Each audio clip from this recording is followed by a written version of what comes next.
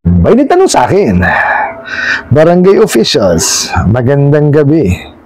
Nais naming ipag-alam sa iyo na kami ay nakatanggap ng report patungkol sa iyong inutang sa online loan apps. Ang kanilang isiniyasat na ikaw ay hindi tumutugon sa kanilang paalala at mensahe na iyong natatanggap naman. Klarong nagkulang kayo sa obligasyon nyo, kaya may karapatan silang magreklamo laban sa iyo.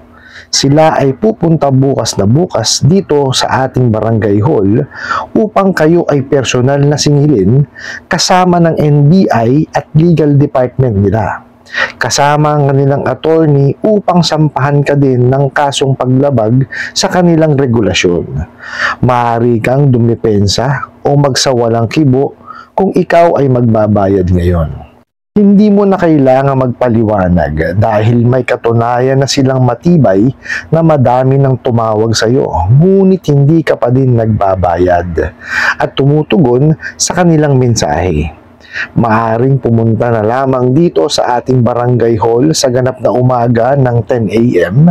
Kung ikaw ay hindi pupunta, kami na mismo ang sasadya sa iyo kasama ng NBI at legal department na ipinadala nila. Kasong nakabinbin sa iyo, estafa, theft identity o paggamit sa maling information ng ibang tao, paglabag sa regulation at terms and conditions sa kanilang apps. Punong barangay. Alright, napakagandang katanungan po nito. Pero bago ho natin sasagutin, imbitahan ko ho muna sana kayo na pakisuportahan po sana aking mga social media accounts sa YouTube, Facebook, and TikTok. Saan ka naman ho nakakita? Constituent nyo, kapitan nyo, siya naniningil para sa inyo. Diba? Kayo, siya naniningil sa inyo eh. Tama ho ba yun? So, ibig sabihin, maliwanag ho na pagpapanggap naman ho ito. Maliwanag ho sa prohibition on unfair debt collection practices na bawal ho ang magpanggap. Inisyu ho yan ng SEC. Nandyan ho yan sa aking description box. I-click nyo na lang. Okay? Sa aking YouTube channel. Explain ho natin ha, na walang katuturan. Meron yung email pa. Tingnan nyo ho ha. Galing daw ho sa barangay officials. Ano daw po, nakatanggap daw po sila ng report. Tandaan nyo po yan ng report. Okay? Patungkol daw ho sa inyong inutang sa online loan apps, no? At ayon daw sa sa isinisiyasat, no, hindi daw ho kayo tumutugon, no, sa kanilang paalala at mensahe, no, na inyo naman daw natatanggap. Okay. Unang-una, ito ho mali na eh, 'di ba? Bakit? Ano ho ba ang purpose kung kayo po ay magpapabarangay? Okay? Sige, isa walang bahala ho muna natin yung yung Supreme Court Memorandum 1493. Tatabi lang ho muna natin, pero sasabihin ko na ho sa inyo, hindi naman dapat ito tinatanggap sa barangay na eh. Dahil nga doon sa memorandum na yun ng Supreme Court, administrative memorandum, okay? Pero dahil nga makulit itong mga gago na to, explain ho natin, okay? Bakit ho ba nagpupunta sa barangay? Di ba? Bakit? Kasi nga ho, doon na ayusin nyo si Galot.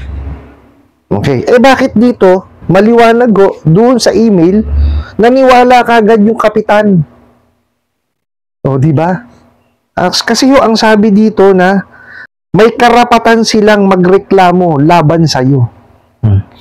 Umabor kagad siya doon sa Di ba? Which is hindi naman dapat. Doon mali na kagad yun. Kasi ang ginagawa po sa barangay, ano po yan, yan po ay yung mediation or tawag dito, barangay conciliation proceedings. Okay? So yun po yung pag-uusapan nyo, paano nyo maaayos. Hindi ganyan. Pati yung kapitan nananakot pa eh. Tingnan nyo, bakit ho nananakot, ha? Pupunta raw po sila. Diba? Bukas na bukas kasama ang NBI tsaka legal department. Isira ulo. Diba? Constituent nyo, gaganyanin kayo. Hindi tama yun. Diba? Dapat yan pinag-uusapan ng tama. Tsaka hindi ganyan ho ang imbitasyon. Pananakot na naman yan eh. Diba? Pasensya na kayo, nakangatilan lang muna kayo. Okay? Tapos po, pati daw po yung abogado nila pupunta. No, para daw ho kayo sampahan ng kaso, no, na paglabag daw ho doon sa kanilang regulasyon. Ano daw? Anong kaso paglabag sa regulasyon? Si paulo talaga yan. Diba? Wala hong ganung kaso. O pwede yan, breach of contract. Sa small claims court. Pero ano ho ba isasampa dapat yan? Sa small claims court, yung small money claims o yung breach of contract? Sige nga. Tatanungin ko kayo kung mga bugo katabusadong online lending apps na ahente. Ano uunahin yung breach of contract o yung sum of money? Di ba? Magsasampa ka na rin lang ng kaso. Bakit yung breach of contract pa? Bakit hindi na lang yung sum of money? Yun din naman ang nun. Patutunguhan nun. Mga gago kayo. Di ba? Usaping utang yan eh. Ang pinag-uusapan po kasi dito is yung inutang na pera. Dapat dun kayo mag-concentrate. Sa hiniram na pera, hindi yung kusasampa kayo. Gagamit kayo ng kapitan. Di ba? Puro kayo sira ulo eh. Tapos, meron daw hong matibay, di ba, na ebidensya. Kasi, tumatawag daw ho, hindi kayo tumutugon, marami daw mensahe, hindi nyo, paano nga kasing tutugunan? Kung nilalapas tangan, o inaapi na. Talaga inaapi na ho eh. Excuse me po. Yung yung kliyente. Di po ba? Kasi, biruin nyo. May karapatan tayong lahat. No? Itong mga bugo katabusadong ahente ng online lending apps na inaalis. Wala pang ang due date, sisigawan, tatawagan, sisigawan, pagagalitan, di ba? Sisingilin. Wala pang due date. Ano yun? Sira ulo. Di ba? Kaya nga may due date eh. Pag sinabi due date, yun yung tamang panahon. Di ba? Para siya ay magbayad. Kaya lang ang problema sa mga gago na to, hindi naman ini-explain. Paano malalaman ng kliyente kailan yung due date? Sige nga. Marami ho nagko-comment sa akin. Nare-receive na lang nila yung kanilang tawag dito, yung kopya nila ng repayment instruction. Pagkatapos ng ma-disburse sa kanila, paano pa makakaangal yan? Paano pang makakapalag yan? Diba? Paano pa nila matatanggihan yan? Sira ulo kayo. Laging after the fact kayo kung magpadala eh. Diyan nagkakaloko-loko yung pautang ninyo eh. Puro kayo salbahe. Diba? Deceiving kayo. Wala kayong ginawang tama. Isa lang na yung itinama nyo. Yung within 5 minutes, magdi-disburse kayo. Totoo yun. Nangyaya kayo. Nagtatay pa nga yung kliyente, natanggap na yung pera sa e-wallet. Abay, sira ulo kayo. Punta raw kayo doon ng alas 10 umaga. Sira ulo ka pa. Tapos yung sinabi ko kayo, di ba, sabi ko sa inyo, tandaan nyo yung report. Pero ngayon, kasong nakabinbin na po ang nakalagay. Estafa. Identity theft. O paggamit ng maling information. Paglabag sa regulasyon at terms and condition ng kanilang apps. Nakita niyo ho, kanina lang report yung na-receive. Ngayon may nakabinbin ng kaso. Ano ba talaga? Kaya gulo-gulo niyo magpadala ng mensahe. Diba? Tsaka, estafa. Bakit? Bakit ho naging estafa? Niloko niyo ho ba sila o nilang ninyo nung kayo ay nag-a-apply para kayo makahiram ng pera sa kanila? Kung hindi naman, paano magkakaroon ng estafa? Sige nga, pakahirap yan?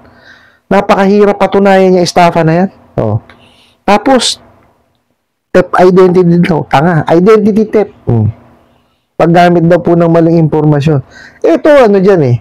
Kung gumamit ng maling impormasyon yan, bakit mo sinasabing,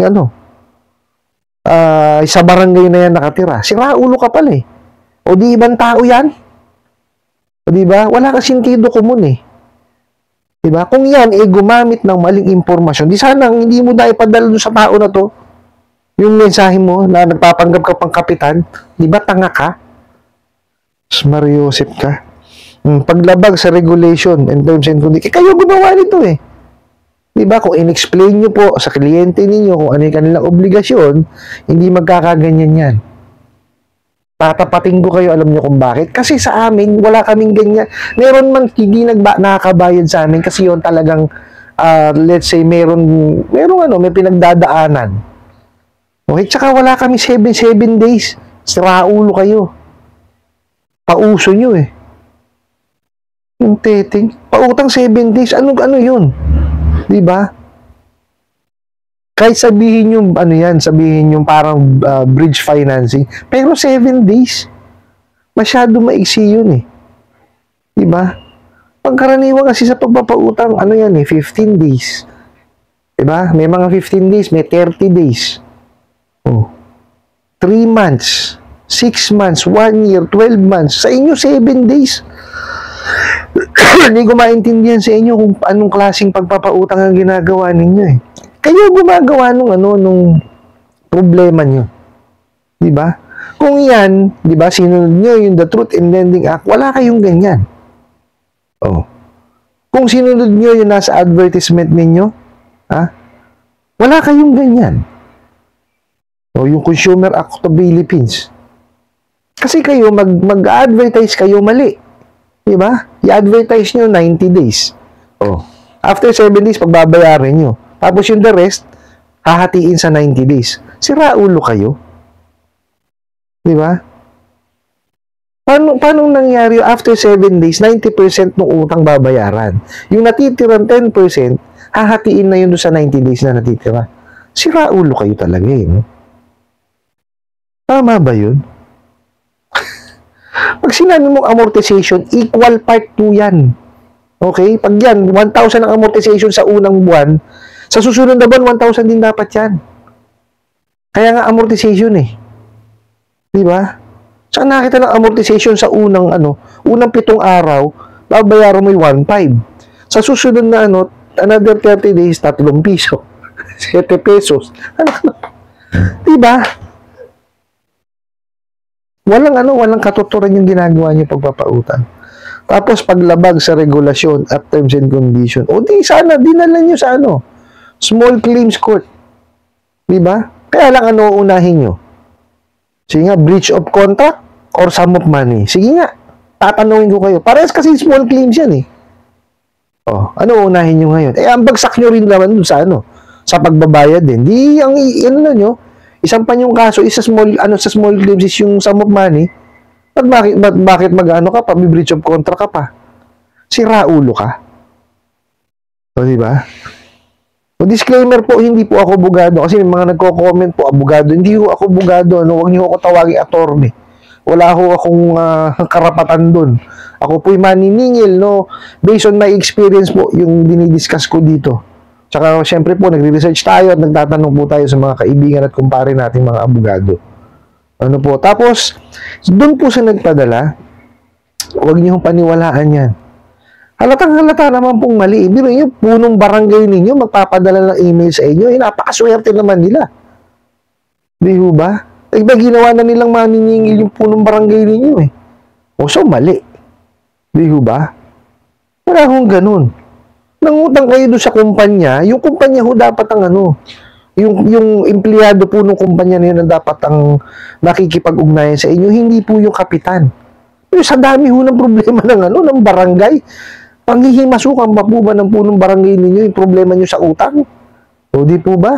Kaya nga merong Supreme Court Administrative Memorandum, yung 14-93, na pagka ang juridical entity or organisasyon, hindi na yan pinapansin sa barangay.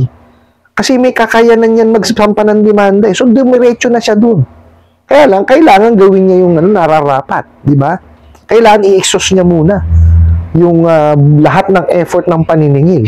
Hindi basta-basta yan na due date ngayon, past due bukas. Sa susunod, small claims, katarantaduhan yun. It doesn't work that way po. Basta kayo, pagtandaan nyo, pag-ipunan nyo yan, tsaka nyo bayaran. Tabi nyo yung proof of payment nyo para matapos na. Kasi napakinabangan naman din natin eh. Meron mo pala nagtatanong, tawag dito, dun ba sa ginawang pangharas is karapat dapat daw po bang bayaran pa sila? Okay. Alam naman po natin na mali na ang ginagawa nitong mga bugok at abusadong online lending apps na to. Huwag na ho natin suklian pa ng malitin. Napakinabangan naman din po natin. Di po ba? So, bayaran na lang natin. Sundin natin kung ano ho yung nasa ceiling on interest rate. Pagka po ang utang nyo is 10,000 pababa at hindi po lalagpas, okay, sa 4 months, 15% lang po pangkalahatan. Kung lumagpas kayo ng dun sa due date po ninyo ng kada isang buwan po niyan is 5%. O, so kung sabihin, lumagpas kayo ng 3 buwan, 5% po idadagdag nyo doon. No? Tapos may nagtatanong din po, lilinawin ko. Pagka po ang nahiram ninyo is mahigit sa 10,000. Okay? At mahigit po sa 4 na buwan. Okay? Ang susundin niyo po kung ano po yung napag-usapan ninyo. Kaya napaka-importante po ng The Truth in Lending Act. Kasi dapat po yan fully disclosed at naiintindihan ninyo yung inyong hiniram. Hindi po pwede na bulagaan lang. Ano po? I hope nasagot ko po itong katanungan na to at sana po yung makatulong. Maraming salamat po sa inyong walang sawang pagsuporta at panonood sa aking mga videos. Maraming salamat po sa inyong pag-like, pag-share, pag-comment at pagtatanong.